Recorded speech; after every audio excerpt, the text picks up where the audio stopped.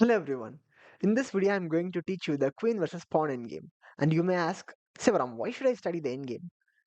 And you should study your endgames because endgames are theoretical, and if you know the theory of a particular endgame or the technique of the endgame, you are going to likely 100% win the endgame because it's just applying the concept that you already know. So this queen versus pawn endgame usually occurs many times, especially when you and your opponent are in a pawn race and you push your pass pawn, your opponent pushes his pass pawn, and you make a queen, and your opponent is about to make a queen of his own, but you don't know how to stop that pawn, whether if it's in the sixth rank or in the seventh rank, one square away from promotion. So you need to know the technique to stop the pawn. So let's say we are having the queen. We are playing white, okay? You need to know how to stop this pass pawn from reaching the d1 square and becoming a queen. First of all, you have to observe in which rank the pass pawn is. In this case, the pawn is on the sixth rank or the third rank. For us, it's the third rank, but for black, who's pushing the pawn, for him, it's the sixth rank. For him, the eighth rank is the first rank, second rank, and so on, and this is the sixth rank. Okay, clear. So, a pawn on pass pawn on sixth rank usually loses, and the queen can always stop the pawn on the sixth rank, except very few cases. Over 99% of the cases, queen can stop a pawn on sixth rank. Okay, and how to stop the pawn on the sixth rank is we have to get our queen somehow in front of the pawn. Okay, either to d2 or d1 somehow, and black cannot do anything about the pawn. He cannot push the pawn anyway. And then we slowly bring our king and regain the pawn. Let me show you how it looks. Let's say it's our move here and we have to block this pawn. You can play the move to b1, okay, trying to get in front of the pawn. Your opponent can play either king e3, or even he may try to push the pawn, but he's pinned right now, so he has to go king e3. You play the move queen to d1, blockading the pass pawn. He cannot push the pawn. If he pushes the pawn, this king is completely tied down to the defense of this pawn, and this king can only go to these three squares. It has to shuffle back and forth. Or if he doesn't push the pawn, if he moves somewhere away, he loses the pawn. So he has to still make contact with the pawn. Like he may go here and he has to survive over there. In that case, you blockade the pawn and bring your king slowly. So let's say in this case, the opponent pushes the pawn. You bring your king. Your opponent cannot do anything. If he goes there, he loses the pawn. So he repeats. You bring your king. You keep bringing your king. Your opponent goes king d3. You go king f4. He goes king c3. Now you bring your king. Now the king cannot keep defending the pawn. It has to go somewhere. Let's say it goes to c4. Now you capture the pawn, and you have to know how to checkmate with a queen. If you don't know how to checkmate with a queen, check out my video on how to play chess, a complete beginner guide, and I have explained all the basic ideas and concepts of chess which a beginner player needs to know, and it will set right fundamental for a beginner chess player to start with. So you can go and check that video out. I will leave it out in the I button over there. And so I hope you all know how to checkmate with a queen right now. So you will checkmate this black king in this position. Okay, this is one example. Now, things get complicated when the pawn is one square away from promotion. That is on the seventh rank or our second rank. So in this case, it's black's seventh rank, a pawn on the seventh rank, right? So how to stop this pawn? Basically, first thing you have to observe is what pawn it is. You may ask, what? It's black pawn. What's special about that? No, it's actually you have to observe whether it is a pawn on the E file, D file, B file. Oh, sorry about that. B file or G file. Okay. You may ask, why? What's special about these files? Because these are the files where the knights stand. Okay. In B1 and G1, the knights stand, and the D and E are the central files. Okay. So if a pawn is on these squares, I highlighted like on B2, D2, E2, or G2, the side with the queen is going to win anyway. Okay, white can win the game in this case. In case, in case if the pawn is on the bishop's file or on the rook's file, it's going to be more often than not a draw. Okay, there are cases where white still wins, or the side with the queen still wins, but it gets complicated. Usually, it's a draw. I will also show you some cases where white or the side with the queen wins, even if it's a bishop pawn or a rook pawn later in this video. But before that, we will set the fundamentals right. Okay. First, you have to see whether it's a central pawn or it's a knight's pawn or it's a bishop's pawn or a rook's pawn. Okay. If it's a central pawn or a knight pawn, you are going to win. So, how to win that? Our king is very far away. Okay, we have to somehow get our king in order to win the pawn with our queen. This looks so ridiculous right now, but we have to, that's our basic objective. Okay, so how to do that? You use your queen, check this black king in such a way that you force this king in front of its own pawn, and then you make one king move. Then the king again tries to move away and threatens to queen the pawn. You again do a series of checks and then force the king back to the E1 square or in front of its pawn, blocking its own promotion, and then you bring your king one more step. So you do like this, and then you will win the pawn eventually. So we have to get as close to this pawn possible. So you deliver this check into d4. If our opponent goes here, that's very good. We can just bring our king. But what our opponent will do is, our opponent will go king c2, threatening to make a queen next move. So what you can do is, you can go queen to e3, threatening to win the pawn. Okay? King goes back to d1. This square behind the pawn, as you can see, is the golden square. Okay? For a central pawn or a knight pawn.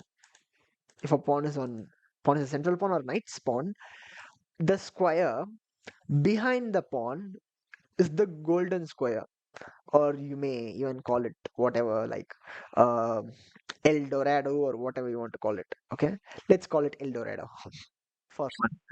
Okay, you have to land on this El Dorado square. If you land your queen there, you are going to win the game easily. Now, what black is trying to do is he's threatening to make a queen. What we do? Check. This king now cannot go to c1 because he loses the pawn. So he has to get in front of the pawn. Now we bring our king. Okay. Now if he goes king f1 and tries to promote the pawn, he cannot because he's pinned. Okay. So this doesn't inflict any damage, so we just bring our king. So let's say he goes king f2. We again deliver a series of checks. Maybe queen to f5 or maybe even queen to d4. Let's say the king goes to f1, threatening to promote. You can simply go and repeat this, or you can deliver this queen f4 check, forcing the king to get in front of the pawn. Or let's say the king goes to g2. You again get to the Eldorado square. The king has to return. You check. The king has to get in front of the pawn. Now we can obviously bring our king. Now let's say he goes this way. Okay, you can deliver one more check. The king can, if it goes up, it's easy for us. Okay, we just check, and it's not good for the king to go up because we have the support of our own king. So that's easy for you. So let's say the king goes to d1, once again threatening to make a queen. You can deliver this check. King goes out, threatening to make a queen. You again force come to the Eldorado square. King goes there. You check. You block. Or you can even bring your king in this case. You can bring the king. And once the king tries to make the queen, once again, you check. The king has only two options. One is to go there or go to g1. If he goes to g1, he just loses. Let's say he goes here. You can bring your king too. Doesn't matter. This is fine. Now the king has only one move. You check. King moves to c1 and you checkmate. Okay. This serves as a good illustration of the technique of placing the queen on the golden square or the key square or the El Dorado square. Okay, my tongue is rolling too much. I don't know why it is. So you bring it to there and you just force the king in front of its own pawn and you bring your king and win the pawn and checkmate eventually. Okay, so are you paying attention? Which is the golden square in this position for the queen? Take your own time if you want to pause the video. If you are paying attention, you will be saying the e3 square because it's the square behind the pawn. Okay, cool. So now let me show you one more example. This is the knight's pawn position.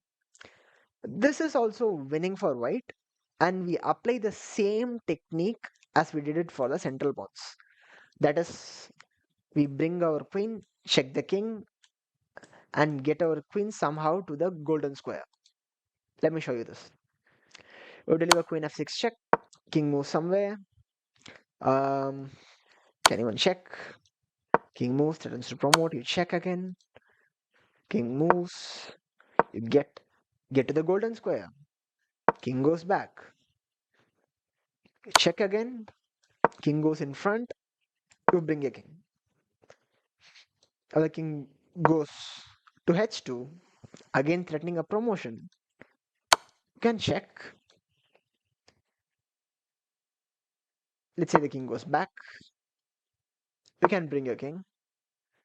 Let's say the king goes the other way, threatening to promote. You deliver a check. King moves away. You check again. King to f1. Oh, sorry. In this case, if the king moves away, you can just take. So if the king has to get in front of the pawn, you bring your king. And let's say the king goes to h2. It has to go to h2. You once again check. Maybe you can even try queen f4 in this case. It doesn't matter. And let's say the king goes to h1. You check, force the king in front of the pawn. You bring the king. You know the drill, right? You bring the king, win the pawn. So it's similar. Central pawns, knight's pawn are similar. The same technique. Things get a little complicated when it's a rook's pawn or a bishop's pawn. In rook's pawn, in this case, our king is too far away. this is a draw because our queen stops the pawn because of the board's geometry. In this case, for example, in this, like, you can see our queen checks the king moves. We can check on both sides of this pawn, right? We can use both the sides of the pawn. That is the short side and even the long side. Okay, we can keep checking on this side of the board. I'm drawing terrible arrows. Don't mind it. So we can check on both the sides and force a draw. So force a win. Force the king in front of the pawn, and we will win. But in this case, we cannot do that because there is no space beyond the board. See, the piece is not going away, so we don't have space there. So due to this weird board orientation, we actually cannot win this pawn. Let me show you why. Let's say you want to check. Let's say the king goes to c1. You check. King comes there. You check. What black will do is not go to c1. Black will go there. And if you carelessly, okay, black's king is in front of the pawn. Let me bring my king.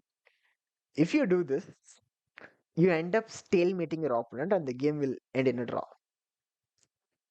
Because black's king is not under check and black has no legal moves. So this is a stalemate.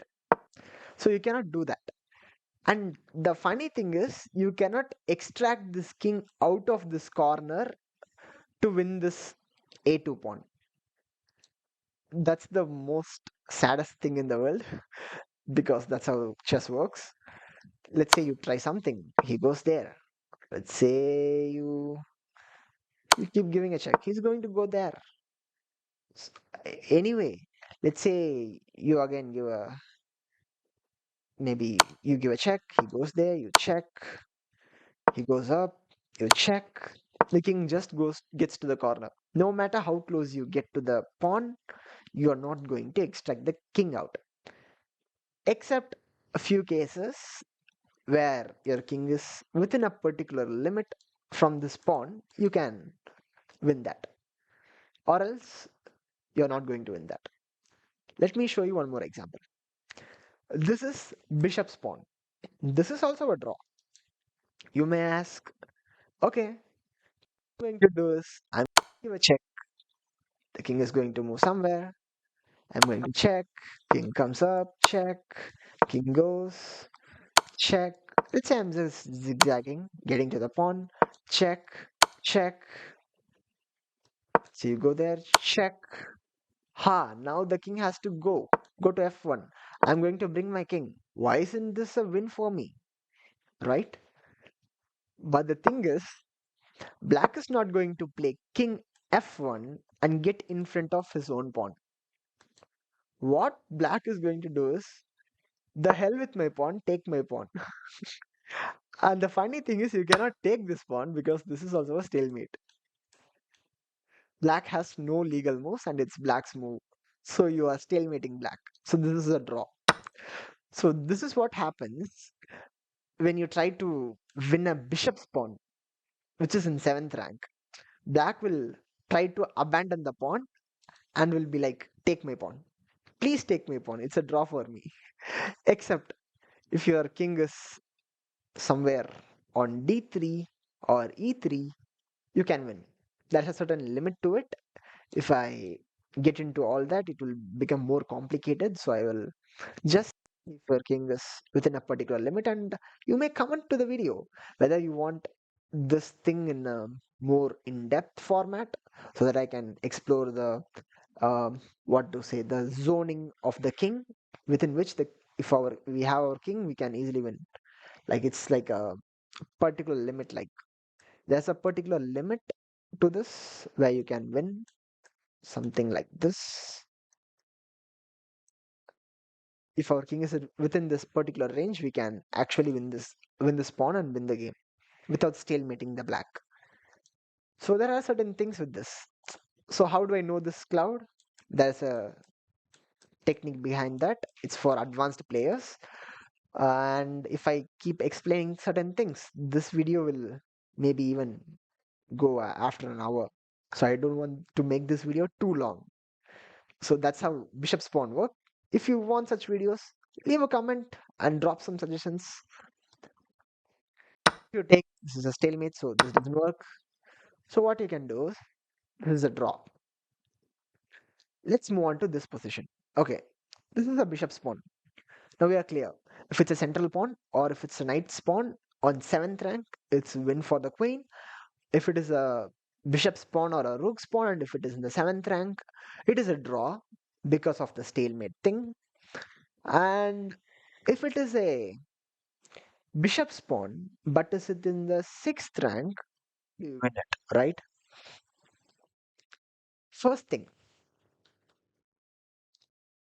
for a bishop spawn, due to the sorry about that arrow, weird geometry of the board, what you can do is you don't need to checking the king and getting to a key square which is behind the pass pawn.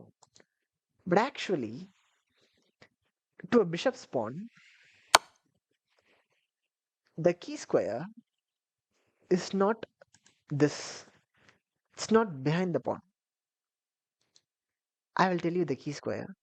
What you have to do is first put your queen on the long diagonal with a vision on the pawn. How you are going to defend a bishop's pawn from getting to 7th rank or to the promotion square is by playing in the diagonal. For all the other pawns in the 7th rank and all of that, you try to force the king in front of the pawn by getting to a key square which is behind the pawn, and you will bring your king and win the pawn. But in this particular case, you have to play diagonal defense. Okay, this position is like a zugzwang. Black cannot do anything. Let's say black tries to pawn. Hello, hello. That's the power of the queen. The queen just lands on h1, monitors the promotion, and cuts the king away. And you know what? The king cannot defend the pawn. He should either push this pawn, lose the pawn, or he should move his king somewhere, and we shall get in front of the pawn. He can go there, and you know this is easy. You just bring your king, win the pawn. Okay? So the thing is, you put your pawn diagonally. Okay? Cool. Let's say your opponent plays something like king g2. Still, he is pinned from the queen. He cannot promote. Okay? Okay.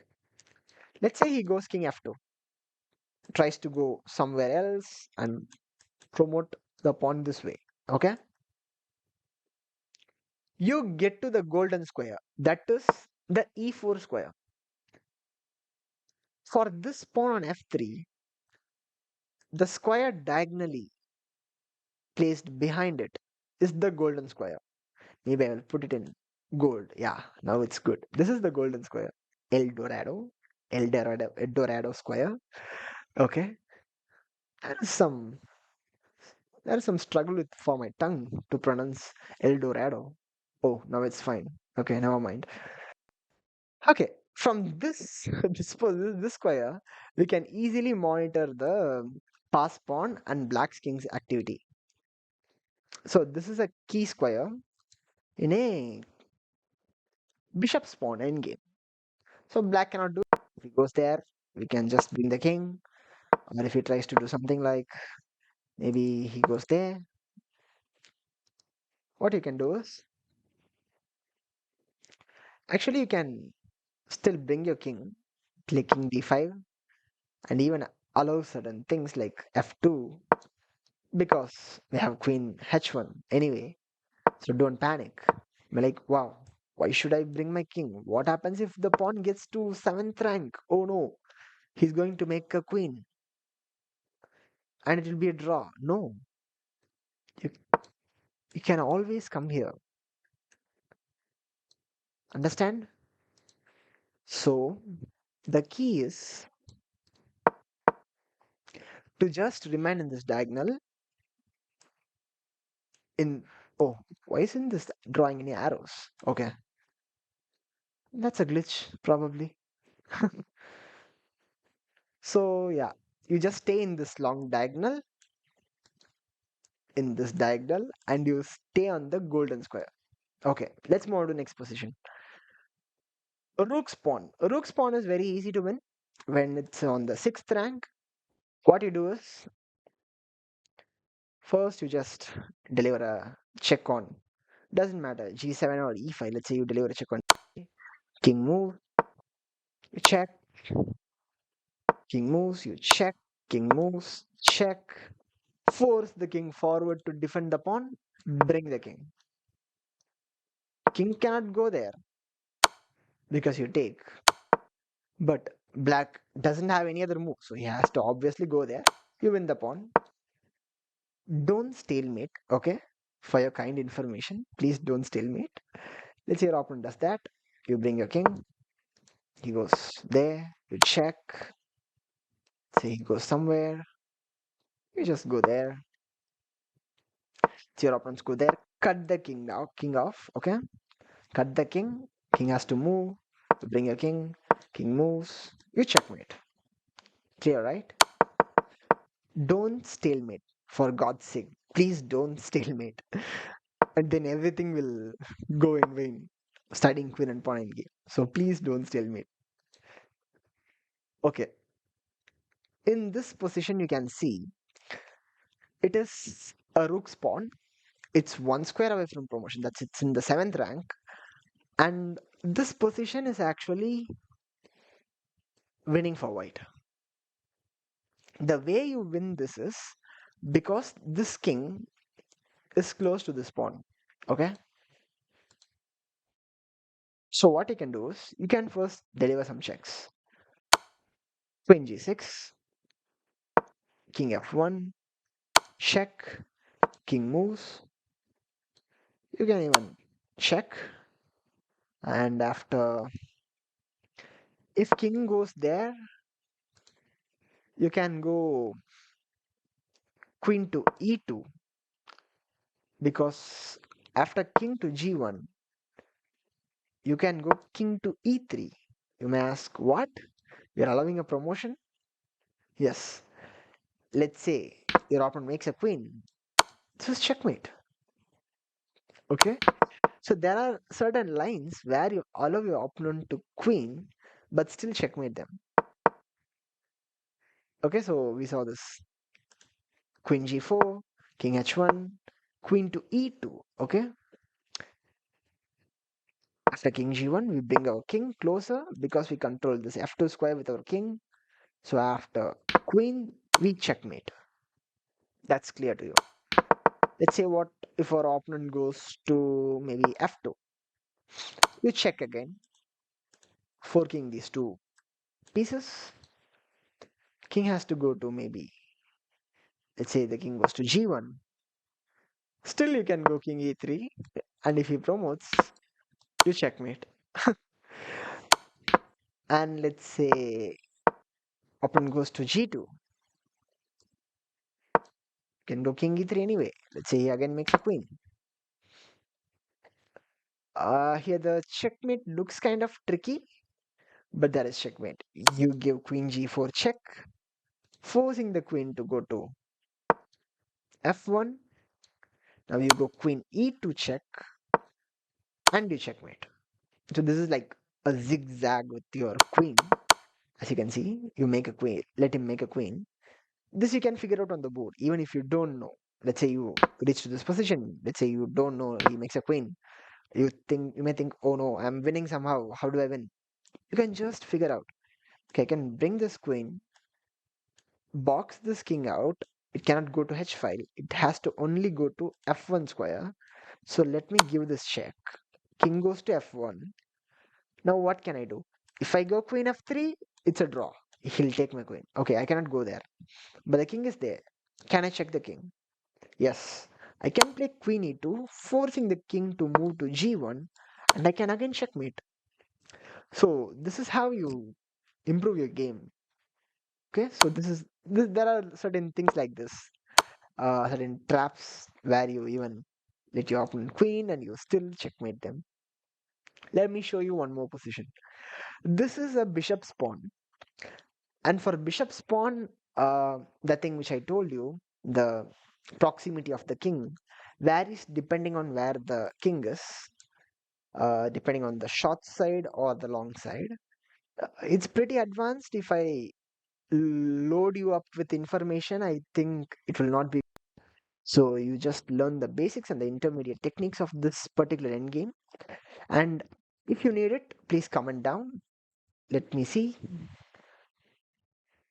I will make a video soon on how many are eager to know that. Okay, in this position, our king is very close to the pawn. So we can play the move to b4 check, asking the king where it's going to go. Let's say it goes to a1 or a2. It doesn't matter. We bring our king and this pawn is never queening. Okay? Let's say he makes a queen, you take it. And it's checkmate. Clear? Done. Let's say the king goes in front of the pawn. There are actually two winning ideas. Um, okay, yeah. One is this sneaky move queen to b5. Just waiting. Because this king cannot go this way. We're just cutting the king off. And he also cannot push the pawn. So he has to go king d1. So we can go queen to f1 and checkmate. Clear? It's like a waiting move. We play this silent queen b5, cutting the king off with certain ideas of going to f1. And once the king goes there, you checkmate the king. Clear, right?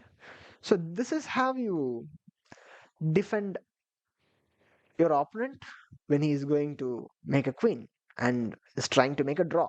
So if you know the theory behind the queen versus pawn in game, you are eventually going to win 100% of the time. And if it's a draw, you are going to draw it perfectly without losing the game. And if it's a difficult position to draw, you know the technique, so you can easily manage to hold a draw. And if your opponent is careless, you're going to win. So yeah, this is a lot of informational content, and if you liked the video and found this video helpful, please consider subscribing to the channel, leave a like button, and share it to a friend, and see you soon next time. Thank you.